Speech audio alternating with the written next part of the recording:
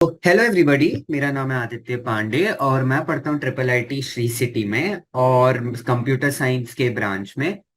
और आज हम देखने वाले हैं एग्जाम्पलर के सवाल, chapter some basic concepts of chemistry, जिसको हम ज्यादा फेमसली मोल कॉन्सेप्ट्स के नाम से जानते हैं। ठीक है, तो अगर हम स्टार्ट करें तो पहले टाइप के जो सवाल है वो बेसिकली हमारे एमसीक्यूज है, यानी कि मल्टीपल चॉइस क्वेश्चंस है। तो पहला क्वेश्चन अगर पढ़ें, two students perform the same experiment separately and each one of them recorded two readings of mass given below. Correct reading of the mass is 3.0। On the basis of the given data mark the correct option. Basically और फिर ये पूछ रहा है कि ए का accurate है या बी का एक्यूरेट है या दोनों का एक्यूरेट है या दोनों का एक्यूरेट नहीं है। तो अब अगर एक तरह से हम देखें तो हमने जब लैब में एक्सपेरिमेंट्स करे हैं वो हमारा एग्जैक्ट वैल्यू नहीं आया, वो क्लोज आया है ना। जैसे ये बोल रहा है यहाँ पर एग्जैक्ट वैल्यू 3 है, तो आप देख सकते हो एक का 3.1 आया है, एक का 3.5 आया है। अब सवाल यहाँ पूछ रहा है कि किसका ज्यादा प्रिसाइज और एक्यूरेट है कंपैरेटिवली। अगर हम देखें तो जैसे हम लैब में करते हैं, अगर हम इन दोनों का एवरेज लें तो अगर मैं ए का एवरेज लूं तो वो कितना होगा मेरा 3.01 प्लस 2.99, और एवरेज है तो डिवाइडेड बाय 2, ये आएगा 6/2 यानी कि 3, जो कि हमारा करेक्ट रीडिंग वाला मास है। बी का भी अगर हम निकालें तो बी का भी आएगा 3.05 प्लस 2.95, राइट, डिवाइडेड बाय 2, ये भी आएगा 6/3 और ये भी 3 होगा, 6/2 जो कि 3 होगा। तो अब हम देख सकते हैं ए और बी का दोनों का एवरेज जो है, दोनों का मीन जो है सेम आ रहा है। तो अब हम कैसे करेंगे? अगर हम ध्यान से डेटा पे देखें तो जो ए है उसका रीडिंग 3 के ज्यादा करीब है कंपेयर टू बी, है ना। ऑब्वियस सी बात है, 3 के ज्यादा क्लोज 3.01 होगा कंपेयर टू 3.05। सिमिलरली 2.99 3 के ज्यादा करीब होगा कंपेयर टू 2.95, है ना। क्योंकि ये ए का वैल्यू ज्यादा क्लोज है, हम इसीलिए बोलेंगे कि ए का रीडिंग्स जो है वो ज्यादा प्रिसाइज है और वो ज्यादा एक्यूरेट है। तो आपके फर्स्ट क्वेश्चन का जो आंसर है वो ऑप्शन 2 है, यानी कि results of student A R both precise and accurate. ठीक है, दूसरे सवाल पे अगर आए तो बेसिकली ये बोल रहा है a measure temperature on Fahrenheit scale is 200 degrees Fahrenheit, what will be the reading on a Celsius scale. तो अगर हम, आपको पता है कि अलग तरह के स्केल होते हैं, है ना। फ़ारेनहाइट स्केल होता है आपका, आपका सेल्सियस स्केल होता है और आपका एक केल्विन स्केल होता है। और हर स्केल का एक लोअर पॉइंट यानी कि आपका जो फ्रीजिंग पॉइंट है वो मान सकते हो, और हर स्केल का एक अपर पॉइंट यानी कि जो आपका बेसिकली बॉइलिंग पॉइंट है। अब अगर आपको ये फ़ारेनहाइट और सेल्सियस के बीच का रिलेशन याद है तो that is very well and good. अगर याद नहीं है तो हर स्केल का आप बोल सकते हो कि रीडिंग माइनस उनका लोअर पॉइंट यानी कि उनका freezing point divided by upper point minus lower point constant है। कांस्टेंट है, इसका मतलब क्या है? इसका मतलब है अगर मैं ये फॉर्मूले को, जो मैं एफ बोलता हूँ इसके लिए, एफ को अगर मैं फ़ारेनहाइट में लूं, उस वो इक्वल टू होगा एफ को सेल्सियस में और वो इक्वल टू होगा एफ को केल्विन में, है ना। इसी कॉन्सेप्ट को अगर हम दिमाग में रखें तो हमारे फ़ारेनहाइट का जो लोअर पॉइंट है वो है 32, उसका एब्सोल्यूट वैल्यू। सिमिलरली उसका जो अपर पॉइंट है उसका एब्सोल्यूट वैल्यू है 212, है ना। सिमिलरली हमारे सेल्सियस का जो लोअर पॉइंट है यानी कि फ्रीजिंग पॉइंट, उसका एब्सोल्यूट वैल्यू 0 है और उसके अपर पॉइंट का एब्सोल्यूट वैल्यू है 100। तो फिर हम क्या करेंगे, हम बेसिकली ये लिख देंगे, हमें फॉर्मूला पता है, अब reading minus lower point divided by upper point minus lower point is constant. इसको अगर हम सेल्सियस के लिए लगाएं, पहले फ़ारेनहाइट दिया है, फ़ारेनहाइट का वैल्यू रीडिंग दिया है 200, तो इसका होगा 200 माइनस लोअर पॉइंट है फ़ारेनहाइट स्केल का 32 डिवाइडेड बाई 212 माइनस 32। अब इसको हम कौन से स्केल में कर रहे हैं? सेल्सियस स्केल में। सेल्सियस स्केल में हमें इसका रीडिंग ढूंढना है ना, तो reading minus lower point Celsius scale का 0 है, डिवाइडेड बाय 100 माइनस जो लोअर पॉइंट इसका है यानी कि 0। इसको अगर हम सॉल्व करेंगे तो ये बेसिकली आएगा, हमारा एफ आएगा अराउंड 93। जो ये रीडिंग आएगा ये आएगा अराउंड 93.3। 93.3। इसी फॉर्मूले को अगर हम कर लेते, यही अगर हम सिंप्लीफाई करते तो ये हमारा फाइनल, मान लो ये अभी 200 की जगह हमारा रीडिंग इन फ़ारेनहाइट में RF मान रहा हूं ना, तो ये बेसिकली अगर हम इस चीज को सॉल्व करते ये आता reading in Fahrenheit is equal to, तो 9/5 रीडिंग इन सेल्सियस, बीच में मल्टीप्लीकेशन है सिंपल, प्लस 32। तो अगर हम इसे सॉल्व करते ये फॉर्मूला आता जो याद रखने वाली चीज है। इससे अच्छा आपको फिर हर स्केल का ऐसे याद रखना पड़ता है, ये वाला फॉर्मूला से याद रखने से इजी हो जाएगा। ठीक है, तो हमारे जो दूसरे सवाल का आंसर है वो है 93.3, यानी कि हमारा ऑप्शन नंबर 3 है। ठीक है, बहुत ज्यादा सिंपल सवाल था ये तो। नेक्स्ट आते हैं हम, मोलैरिटी ऑफ अ सॉल्यूशन। तो अगर मैं बेसिकली, अगर आपको मोलैरिटी का फॉर्मूला याद है, तो मोलैरिटी का जो फॉर्मूला था वो बेसिकली था हमारा number of moles divided by volume. और वॉल्यूम किस में था? लीटर में था, है ना, वॉल्यूम इन लीटर। तो अब हमारे को दिया है मास, NaCl का मोलार मास हम निकाल सकते हैं। मिलीलीटर में वॉल्यूम दिया, मिलीलीटर को लीटर में अगर हम कन्वर्ट कर देंगे तो सिंपल सी बात हो जाएगी, डायरेक्ट फॉर्मूला है। तो चलिए करते हैं, हम देख लेंगे, पहले हम कैलकुलेट कर लेते हैं नंबर ऑफ मोल्स। ओके, तो नंबर ऑफ मोल्स जो है वो है 5.85। NaCl का अगर आपको मास निकालना है तो Na का है 23, और क्लोरीन का मास जो है वो है 23, क्लोरीन का मास है 35.5। अगर हम इसको ऐड कर देंगे, जो कि बेसिक सा मोलर मास निकालना है, वो आता है 58.5। ठीक है, 58.5। सिंपल सी बात है, नंबर ऑफ मोल्स फिर आ रहे हैं 0.1, और मैं अब से नंबर ऑफ मोल्स को हर जगह n दिखाऊंगा। तो बेसिकली हमारा जो n का वैल्यू है वो है 0.1। Volume in litre 500 ml basically होता है 0.5 लीटर।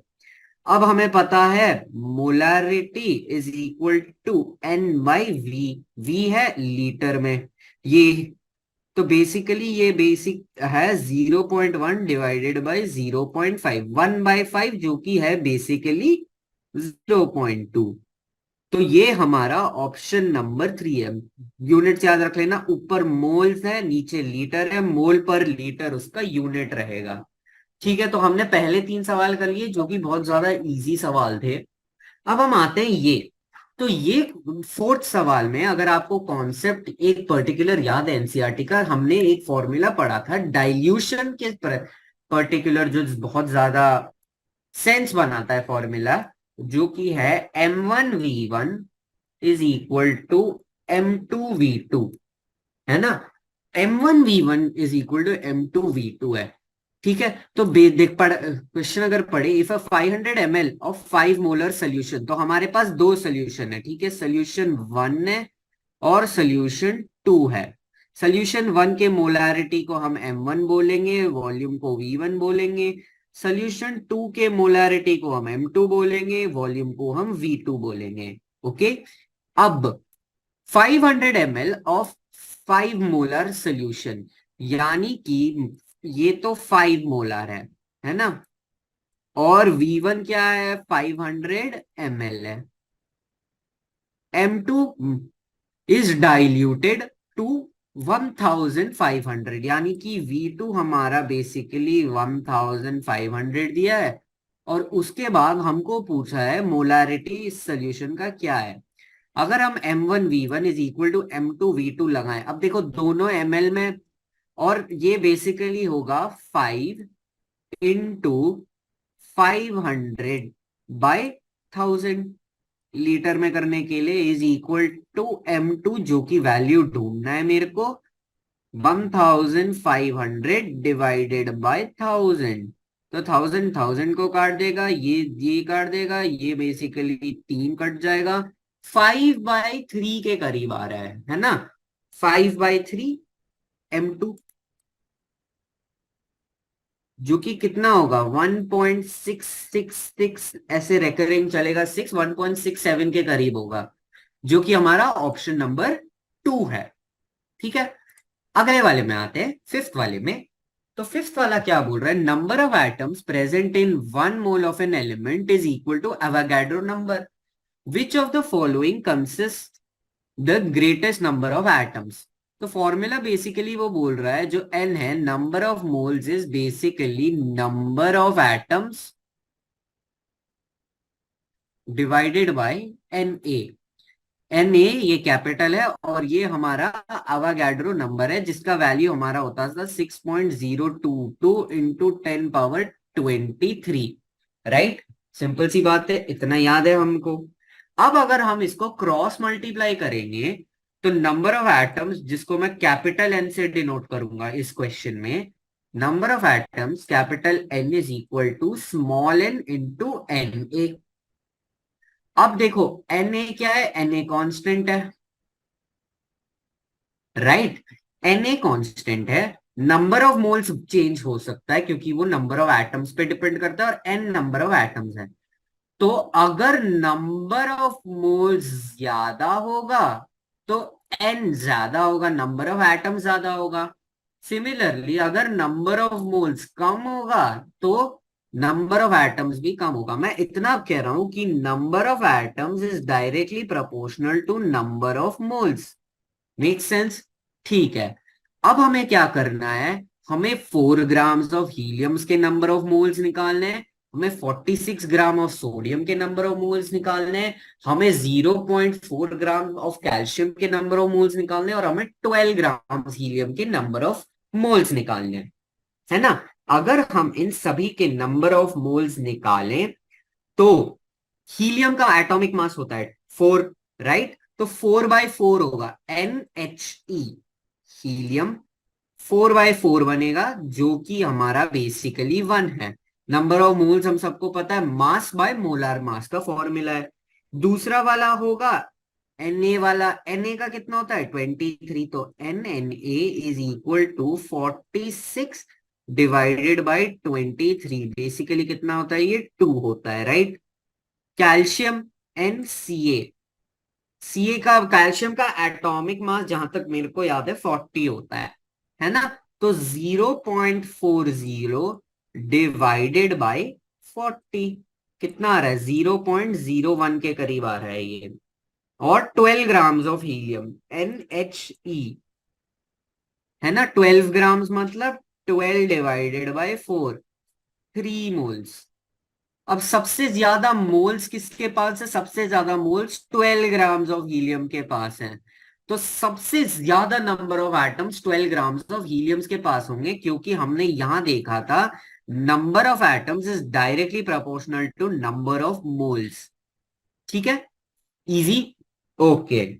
आगे करते हैं, हम सिक्स्थ वाले सवाल पे जाते हैं। क्वेश्चन दिया है, if the concentration of glucose, जिसका फॉर्मूला है C6H12O6 in the blood is 0.9 gram per liter, what is the molarity in the blood। ठीक है, मोलारिटी का फॉर्मूला हमने बेसिकली देखा था कि मोलारिटी जो है वो हमने पढ़ा था number of moles divided by volume, है ना। अब नंबर ऑफ मोल्स को क्या मैं लिख सकता हूं, मास डिवाइडेड बाय मोलार मास, और वॉल्यूम।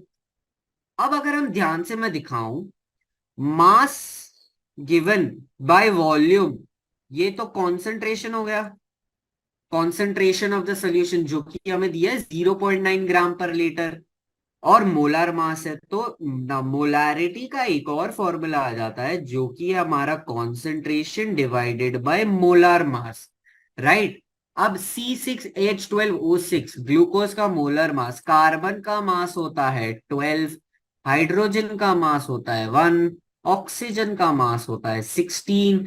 तो C6H12 होगा 12 into 6 plus 1 into 12 plus 6 into 16, जो कि अभी आप बायोमोलिक्यूल्स कर लिया, आगे करोगे तो वो बेसिकली 180 होता है, वो याद हो जाता है आपको। तो ये होगा 0.9 डिवाइडेड बाय 180, है ना, जो कि बेसिकली कितना है हमारा, अराउंड हमारा आएगा 0 बेसिकली ये होगा 9/18 इंटू 1/100, 5/1000 आएगा ये, ठीक है, जो कि है 0.005। 0.005 ऑप्शन नंबर 3 है आपका। Make sense. अब molarity of the solution containing HCl in 500 grams of water, molality है ये। तो मोलालिटी का फॉर्मूला हमने पढ़ा था, नंबर ऑफ मोल्स। मोलालिटी देखो, अब मैं मोलारिटी को कैपिटल M से दिखाऊंगा हर जगह, मोलालिटी को मैं MO लिख दूंगा नीचे, छोटा MO, ताकि छोटा m, क्योंकि हम मास गिवन के लिए भी यूज करेंगे कभी कभी, तो MO मोलालिटी के लिए, ठीक है। तो मोलालिटी कंटेन्स 18। अब मोलालिटी बेसिकली फॉर्मूला है number of moles divided by mass of solution, और ये मास होता है किलोग्राम में, केजी में। अब क्योंकि ये मास केजी में होता है, नंबर ऑफ मोल्स बता सकते हो HCl का क्या होगा, इसका मास होगा 36.5 HCl, राइट। मास, मोलार मास HCl का है 36.5। नंबर ऑफ मोल्स अगर मैं कैलकुलेट कर लूं यहां पर साइड में एक बार, number of moles of HCl, mass given 18.25 divided by 36.5, right. तो ये बेसिकली कितना आएगा, 0.5 के करीब आएगा। तो नंबर ऑफ मोल्स तो आ रहा है मेरा 0.5, उसी के साथ साथ मास किलोग्राम में 500 ग्राम 0.5 किलोग्राम होता है, तो 0.5 डिवाइडेड बाय 0.5, मोलालिटी मेरा बेसिकली आ गया 1, 1 छोटा m लेना। तो ये कौन सा हुआ, ये मेरा ऑप्शन 4 हो गया, 7th वाला। 8th वाला सवाल अगर हम देखें, तो 8th सवाल में 1 mole of any substance contains Na number of atoms, Avogadro number दिया है उन्होंने, ये हमें पता है। Number of molecules of H2O present in 100 ml of ये, ठीक है। तो तुम्हें बेसिकली नंबर ऑफ मॉलिक्यूल्स पढ़ना है। तो एक चीज मैंने आपको बताई थी, ये देखो, मोलारिटी दिया है यहां पर और वॉल्यूम दिया है। तो हमने पढ़ा था मोलारिटी जो है वो नंबर ऑफ मोल्स है और वॉल्यूम है, सिंपल सी बात है, वॉल्यूम लीटर में है बेसिकली, ठीक है। अब वॉल्यूम लीटर में, अब हमें ढूंढना है number of molecules. Number of moles और मॉलिक्यूल्स, नंबर ऑफ मोल्स अगर हम यहां से निकाल लें, तो फिर तो एक सिंपल फॉर्मूला हमें पता है, number of molecules divided bye Avogadro's number, number of moles बनता है, राइट। अगर मैं इसको इधर डाल दूं तो मेरा क्या बनेगा, molarity is number of molecules divided by Avogadro number into volume, simple सी बात है। अब 100 ml को अगर मैं लीटर में बनाऊंगा, है ना, 100 ml लीटर्स में, ओके। अब हमारा क्या है, तो हम इस तरह से मोलारिटी, ये नंबर ऑफ मोल्स का जो फॉर्मूला बना है हमारा, ये यूज होता है, राइट। अब मोलारिटी दिया है 0.02, वॉल्यूम डाल देंगे, नंबर ऑफ एटम्स ढूंढना है, अवोगाड्रो नंबर है 6.022 जो इन्होंने क्वेश्चन में दिया है, इंटू 10^23। बचा वॉल्यूम, वॉल्यूम 100 ml है। अब क्योंकि वो 100 ml है, मतलब वो 0.1 L है, वॉल्यूम लीटर में है, हमेशा याद रखना, ठीक है। अब हमें क्या करना है, सिंपली क्रॉस मल्टीप्लाई करना है। अगर हम क्रॉस मल्टीप्लाई करेंगे, 0.02 इंटू 6.022 इंटू 0.1, डेसिमल वाले सारे, इंटू 10^23, राइट। अगर हम अगर मैं इसको ऐसे कर दूं, ठीक है, मैं इनके डेसिमल्स हटा देता हूं, तो ये डिवाइडेड बाय 100 है, ये डिवाइडेड बाय 1000 है, और ये डिवाइडेड बाय 10 है। तो ये होगा 12044 divided by 1000,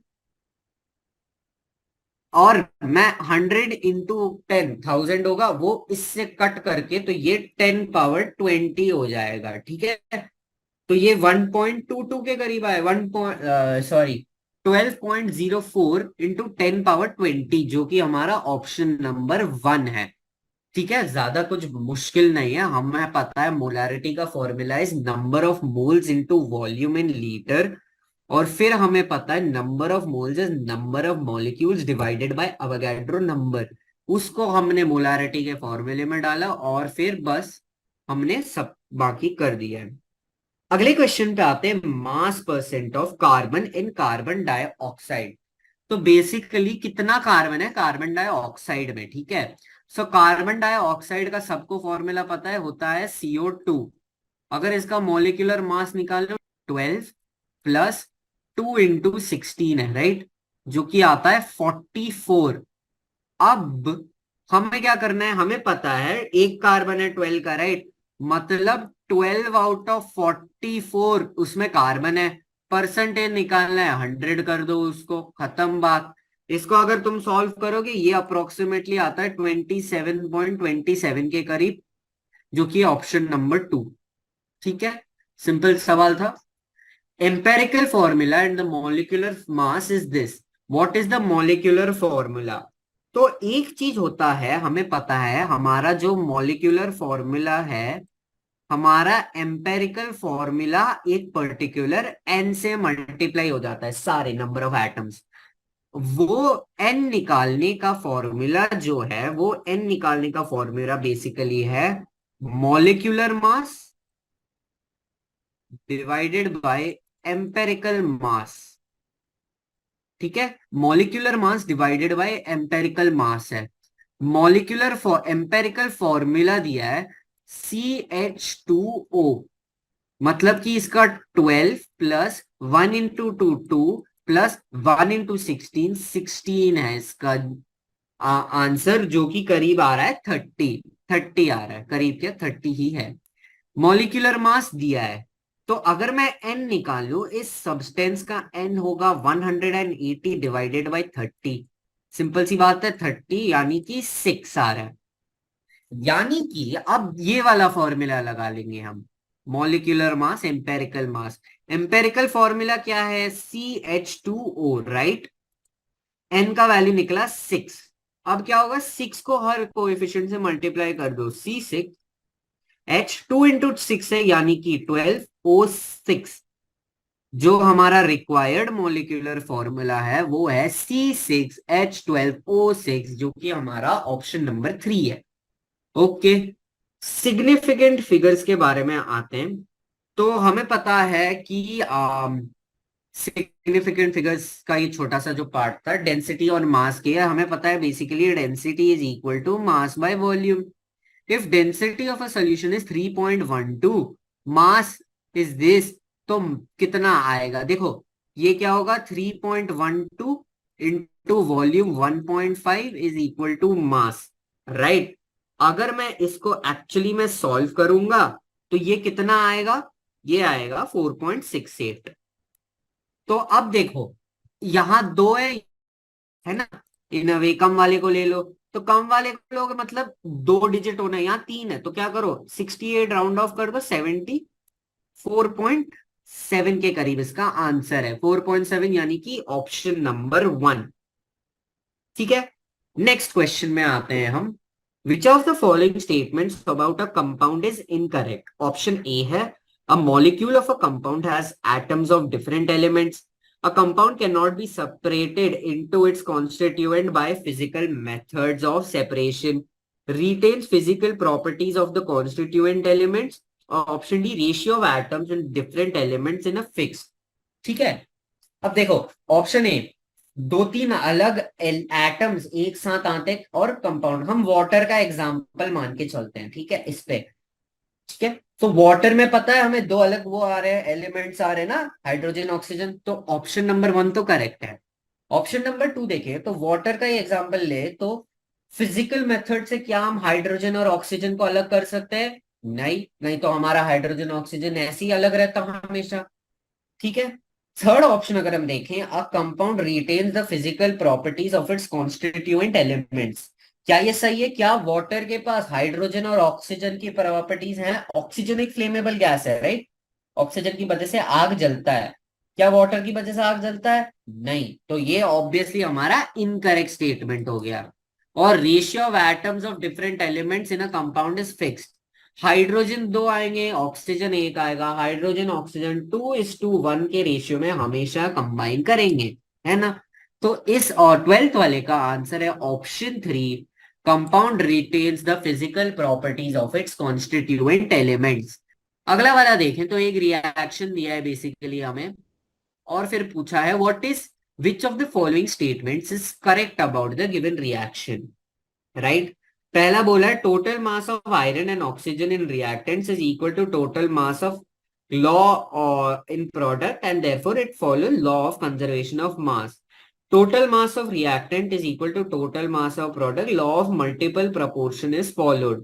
Amount of FeO3 can be increased by taking any one reaction in excess, and Fe2O3 is produced while will decrease in the amount of one, and if the amount of any one of the reactant is taken in excess। ठीक है। तो हमें देखना है कि correct statement क्या है। Obvious सी बात है, ये रिएक्शन बैलेंस्ड है तो ये अच्छी बात है। अगर आपको Fe का मास पता है तो वेरी गुड, तो फिर बहुत इजी है, सिंपल कैलकुलेशंस है। ठीक है। यहां पर आप एक चीज याद रखिए, टोटल मास ऑफ रिएक्टेंट और total mass of product same नहीं आएगा। अगर आप कैलकुलेट करें, आयरन का शायद 56 है ना? और यहां पर हम देखें तो फिर बैलेंस रिएक्शन है लेकिन मास सेम तब भी नहीं आएगा। ठीक है। क्योंकि लॉ ऑफ मल्टीपल प्रोपोर्शन यहां पर फॉलोड नहीं है। अगर हम law of conservation of mass देखें जो कि हमें ये बोलेगा mass of iron and oxygen in reactant is equal to total mass of iron and, यानी कि अगर हम इस साइड आयरन का मास लें, रिएक्टेंट साइड में आयरन का मास लें, तो वो सेम होगा।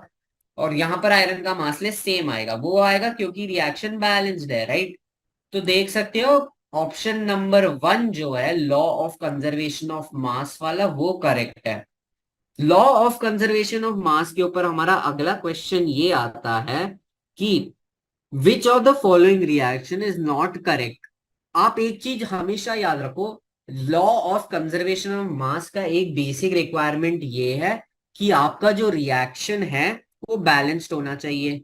और हाँ, अगर हम क्लियरली देखें जो ऑप्शन नंबर 2 है C3H8 ये वाला, यहां पर ये रिएक्शन बैलेंस्ड नहीं है, तो ऑटोमेटिकली ये law of conservation of mass follow नहीं करेगा।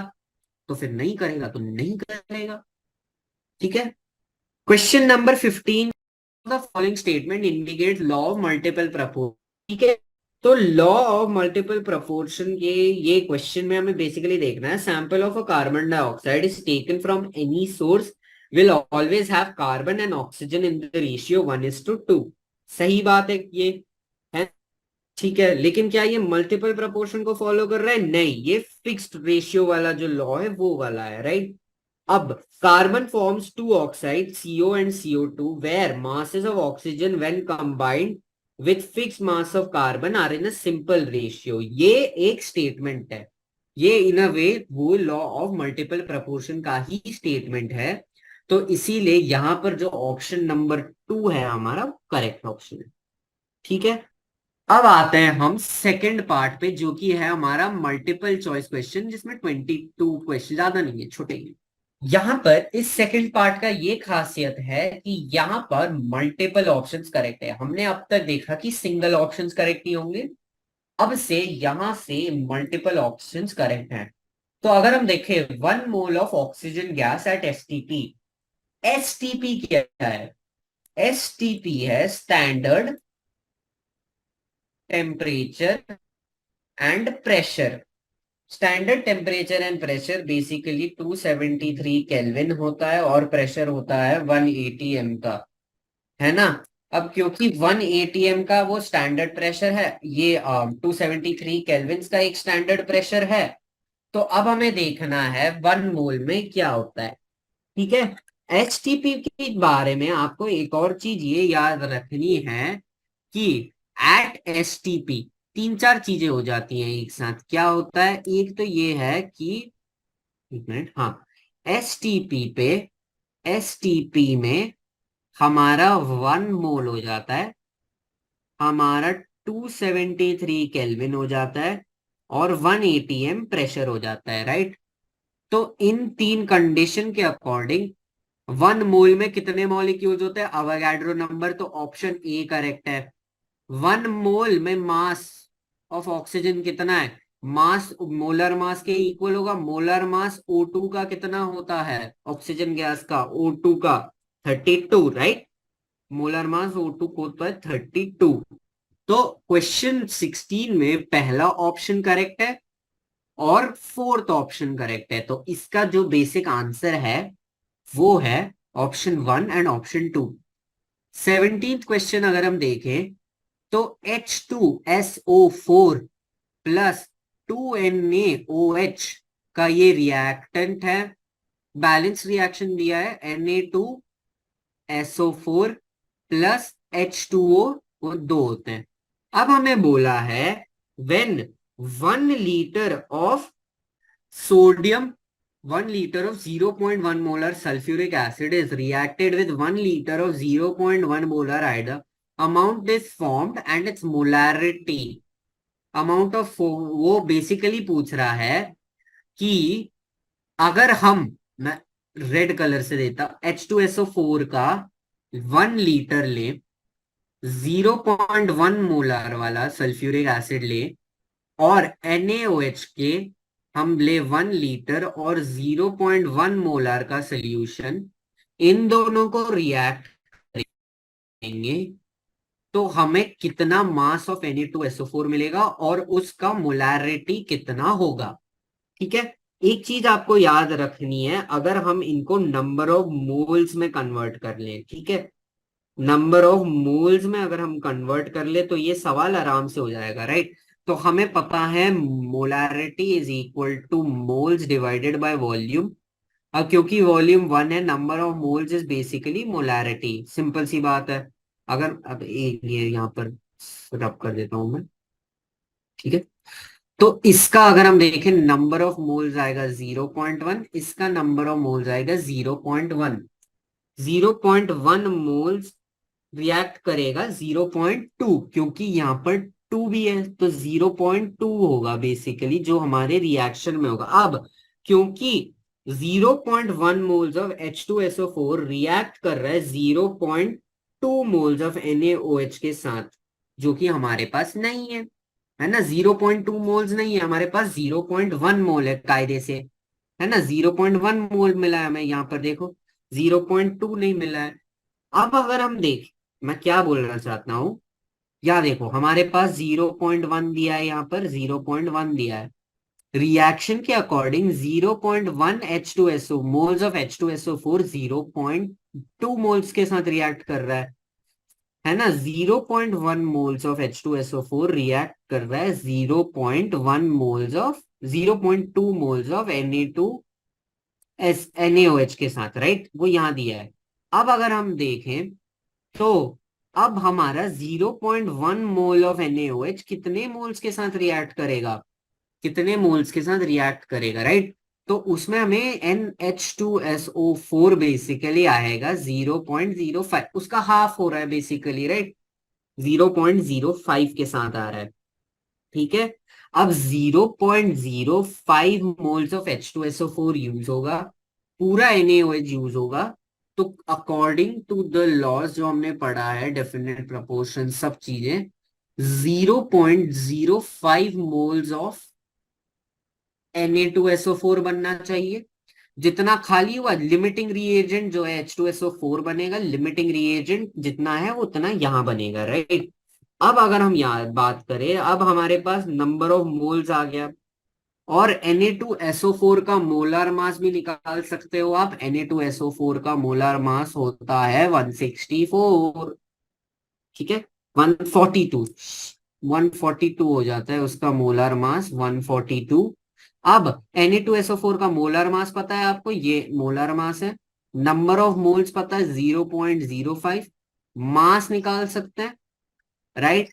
एक बार हमने मास निकाल दिया है तो फिर क्या बात है, फिर तो वॉल्यूम भी निकाल सकते हैं। और वॉल्यूम कितना होगा इसका, 1 लीटर प्लस 1 लीटर, राइट। दो रिएक्टेंट 1-1 लीटर के आ रहे हैं तो इसका वॉल्यूम होगा 2 लीटर्स, ठीक है। तो अगर हम निकालें mass mole is equal to number of moles into molar mass, जो कि है 0.05 इंटू 142। अगर हम इसको सिंप्लीफाई करेंगे तो ऑब्वियसली ये आएगा अराउंड हमारा 7 पॉइंट कुछ आएगा, राइट, जो कि हमारा ऑप्शन 2 है। कॉन्सेंट्रेशन वाइज देखें, number of mole 0.05 divided by 2, 0.025। तो ऑप्शन नंबर 2 और ऑप्शन नंबर 3 जो है यहाँ पर, ये हमारे करेक्ट ऑप्शंस हैं, ऑप्शन 2, ऑप्शन 3, ठीक है।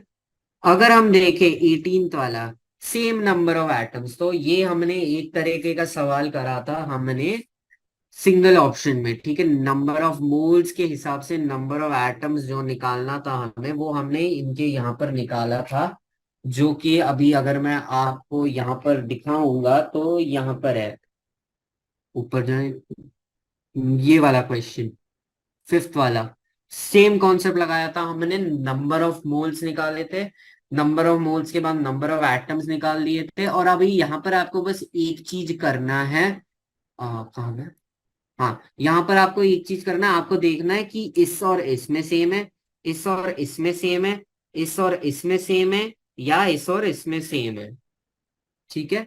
तो ये 18th क्वेश्चन हमने एक तरीके से कर लिया है, एक बार जरूर ट्राई करिएगा प्लीज। 19th क्वेश्चन पे आए, which of them have same concentration, ठीक है। 18th क्वेश्चन का अगर मैं आंसर बोलूं, ये बेसिकली इसका आंसर आना चाहिए ऑप्शन सी और ऑप्शन डी, ठीक है, ऑप्शन सी या फिर ऑप्शन डी, बेसिकली ये वाला ऑप्शन 3 और option 4, okay.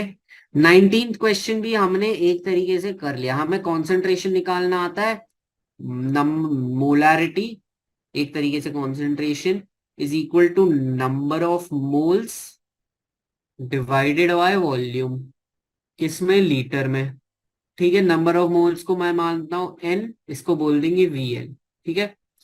Number of moles को अब मैं जानता हूं, लिख सकते हैं हम, मास गिवन मोलार मास। इसमें हम नंबर मास गिवन को छोटा m बोल देंगे, मोलार मास को कैपिटल M बोल दो। ये वाला फॉर्मूला जो है यहां डाल दो, तो ये वाला फॉर्मूला बन जाएगा मास गिवन छोटा m, volume VL into M, आया ना। अब अगर हाईलाइट करके दिखाऊं मैं, तो ये जो पार्ट है आपके फॉर्मूले का, मास बाय वॉल्यूम, कॉन्सेंट्रेशन, कॉन्सेंट्रेशन यानी इन अ वे डेंसिटी, है ना, मोलार मास, कॉन्सेंट्रेशन लिख रहा हूं मैं, divided by molar, molarity, molar mass, मैं मोलार के लिए M, कैपिटल MO लिख देता हूँ, चलिए, ठीक है। तो ये दो फॉर्मूले हैं आपके, ये फॉर्मूला है, दोनों फॉर्मूला हमने पिछले 15 क्वेश्चंस में यूज कर रहे हैं भर के। तो आप 19 सवाल भी कर सकते हो, ओके। ज्यादा कैलकुलेशंस इसमें है नहीं एक्चुअली 19th वाले में, है ना। और इसका ऑप्शंस अगर मैं आपको बताऊंगा, वो है ऑप्शन नंबर 1, 1 एंड 3 का सेम है। अब मेरे से अगर आप पूछोगे कि आपने कैसे किया है, तो क्लास से पहले मैंने ये सारे सवाल सॉल्व करे ताकि मैं फिर क्लास ले पाऊं, तो इसीलिए ये याद है, ठीक है। 20th क्वेश्चन, 16 ग्राम्स में कितने मॉलिक्यूल, अच्छा ये वाला कर ही ले, ठीक है। 20th वाला क्या है, नंबर ऑफ मोल्स पता नहीं है, ठीक है। नंबर ऑफ मोल्स वो बोल रहा है same number of molecules, number of molecules divided bye Avogadro number है। ऑक्सीजन क्या होता है, ऑक्सीजन को O2 मान के चलो, ठीक है। एज सच अगर वो बोले नहीं कि ऑक्सीजन को क्या मानना है, ऑक्सीजन को हमेशा O2 मानो। O2 का मोलर मास होता है 32, तो नंबर ऑफ मोल्स होगा 16 डिवाइडेड बाय 32, 1/2 0.5, है ना। अब मैं ये मल्टीप्लाई यहां कर दूंगा तो इससे ये फॉर्मूला बन जाएगा, number of atoms is equal to number of moles into Avogadro number. अब ये पूछ रहा है नंबर ऑफ मॉलिक्यूल्स किस किस में सेम है। अब मैं अगर पहले वाले का नंबर ऑफ मोल्स निकालू, कार्बन मोनोऑक्साइड है तो उसका होता है 28, है ना। मोलार मास तो क्लियरली ये 0.5 के करीब तो नहीं आएगा। N2 का अगर हम देखें 28 है, 17 17 28 है, नहीं होगा, 1 आएगा।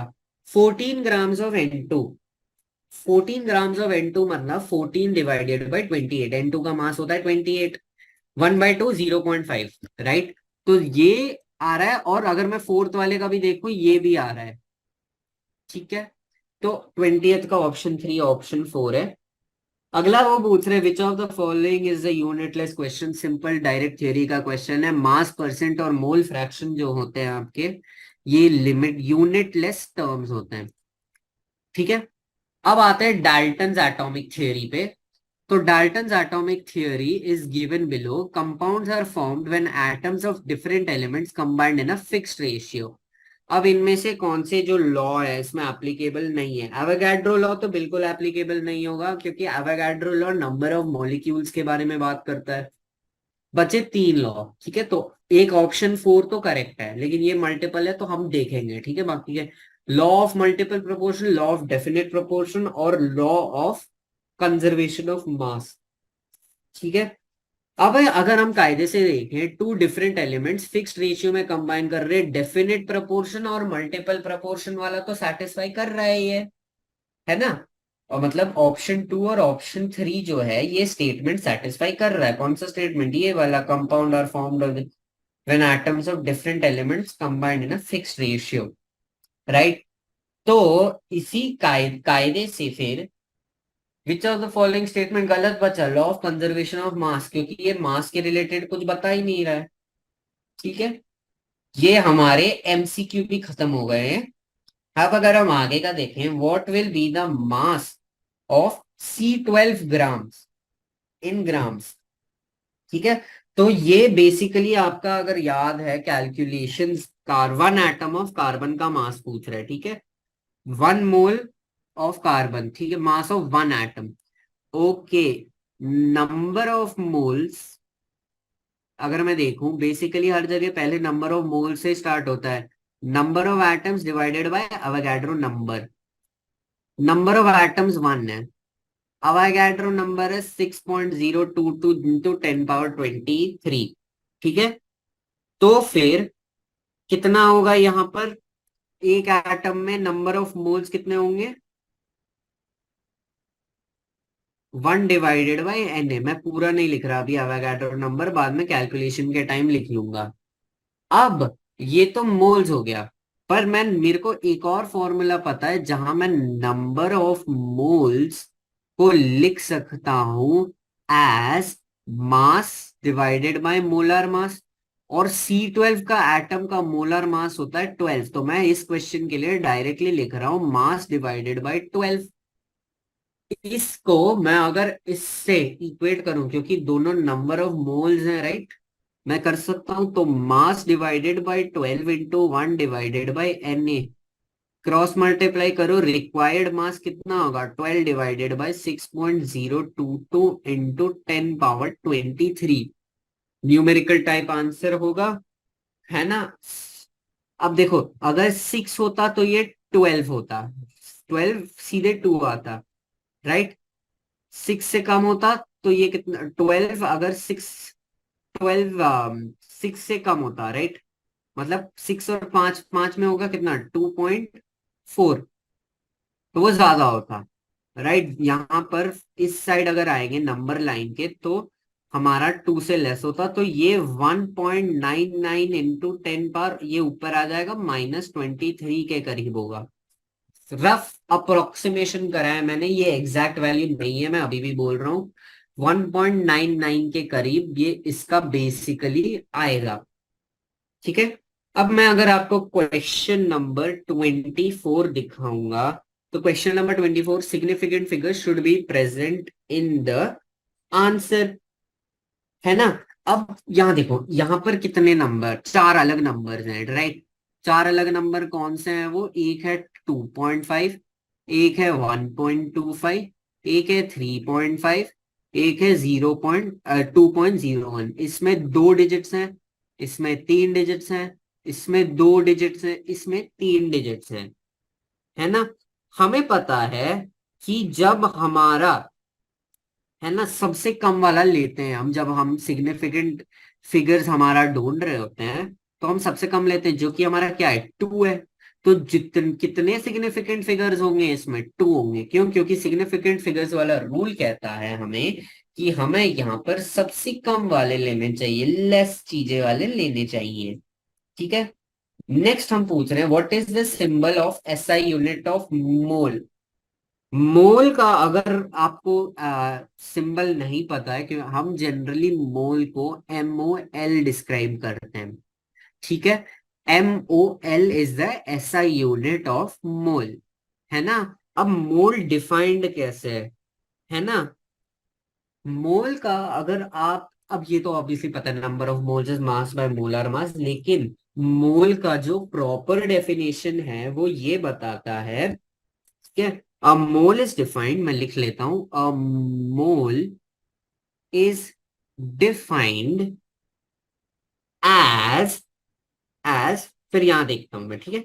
Amount of substance that contains, amount of substance that contains,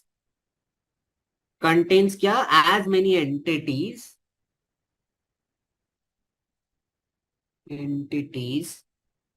as there is in the atoms, as there are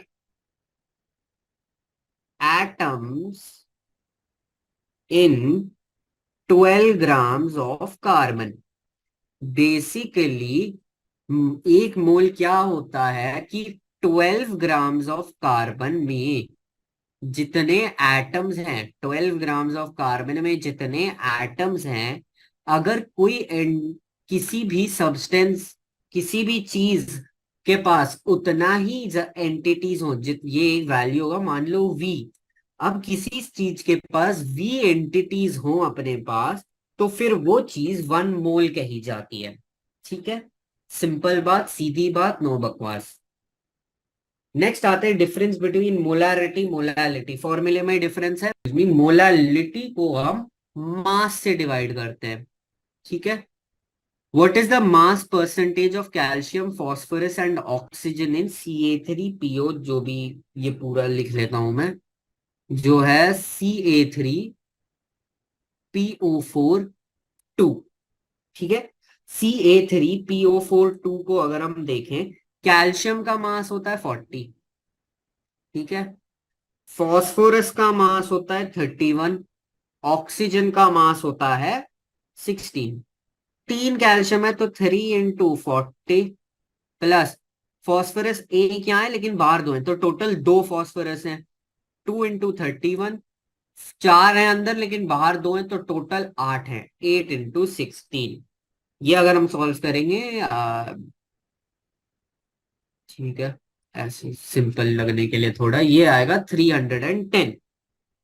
अब कितना कैल्शियम है, तीन के आइटम्स कैल्शियम है, सो 3 × 40 डिवाइडेड बाई 310, ये देगा परसेंटेज ऑफ कैल्शियम, ये आएगा अराउंड 38.71%। ठीक है। सिमिलरली अगर हम फॉस्फोरस का देखें, दो एटम्स है, each का एक, हर मास इतना है, तो 310 × 100, ये देगा मेरे को परसेंटेज ऑफ फॉस्फोरस, जो कि मेरे को आ रहा है अराउंड 20 के करीब आएगा ये, क्योंकि 10 जीरो ये 10, ठीक है। और फिर ऑक्सीजन, के कितने 8 हैं, राइट। सो 8 × 16 डिवाइडेड बाई 310 × 100, और ये डेसिमल में आएगा, क्लियरली लिख रहा है 16 8, और ये आएगा 41 इश आएगा, 2.9, 41 2.9 है एग्जैक्ट वैल्यू इसकी। ठीक है। 28th क्वेश्चन अगर हम देखें, तो बहुत सारे क्वेश्चन बचे हैं अभी। 28 क्वेश्चन रिएक्शन क्वेश्चन है। तो हर रिएक्शन क्वेश्चन में पहले क्या करिए, पहले रिएक्शन लिख दीजिए। ऑल राइट, तो ये रिएक्शन है 2N2 plus O2 gives rise to 2N2O। Preparation method है, या पढ़ोगे बाद में पी ब्लॉक में, अगर पी ब्लॉक पढ़ानी है अभी तक, ठीक है। Die nitrogen is reacted with, अब यहाँ देखो यहाँ कितना बोला है, यहाँ पर बोल रहा है हमने 45.4 लीटर यहाँ रखा है, यहाँ पर हमने बोला है 22.7 लीटर रखा है, और यहाँ पर ये बोल रहा है 45.4 लीटर बना है। तो ये कौन सा लॉ है, बेसिकली वो हमें ये पूछ रहा है, राइट। अब अगर हम देखें इस चीज को डबल करेंगे, राइट, अलग पेन से लिखता हूं, अगर मैं इसको टाइम्स 2 मल्टीप्लाई करूं ये आएगा, टाइम्स 2 मल्टीप्लाई करूं ये आएगा। तो देख सकते हो 2:1:2 का रेशियो में बना है, मतलब 2N2 एक उसके O2 से रिएक्ट होके 2N2O बना रहे हैं, राइट। और ये क्या है, होल नंबर रेशियोज है, राइट। बेसिकली हम क्या कर रहे हैं, गैसेस के बीच में काम कर रहे हैं। ये इक्वेशन में अगर हम देखें गैसेस है, N2 गैस है, O2 गैस है, N2 भी गैस है। तो यहाँ पर हमारा जो लॉ गैसेस के रिलेटेड यूज हुआ है वो है हमारा गे लुसाक्स लॉ। गे लुसाक्स लॉ, गे लुसाक्स लॉ क्या बोलता है, जो भी एक कांस्टेंट टेम्परेचर प्रेशर में वो गैसेस कंबाइन होते हैं, तो वो एक फिक्स्ड होल नंबर के रेशियो में कंबाइन हो रहे हैं। जैसे कि ये, क्योंकि हमारे 2:1:1 ये होल नंबर्स है और सिंपल है, मतलब इससे आगे ये रेड्यूस नहीं हो सकते, क्योंकि ये इस उसमें फॉर्म हो रहे हैं, इसीलिए ये हमारे फॉर्म हो रहे हैं, गे लुसाक लॉ फॉलो कर रहा है, ठीक है। स्टेटमेंट अगर मैं देखना चाहूं तो फिर बेसिकली इसका स्टेटमेंट ये है, gases produced in a reaction combine in a simple whole number ratio, in a fixed simple whole number ratio, है ना। इस fix simple whole number ratio, but वो क्या है, कंस्ट्रेंट क्या है, provided temperature and pressure is constant, provided temperature and pressure is constant, ठीक है। तो ये हमने आज कर दिए हैं 28 क्वेश्चंस आपके,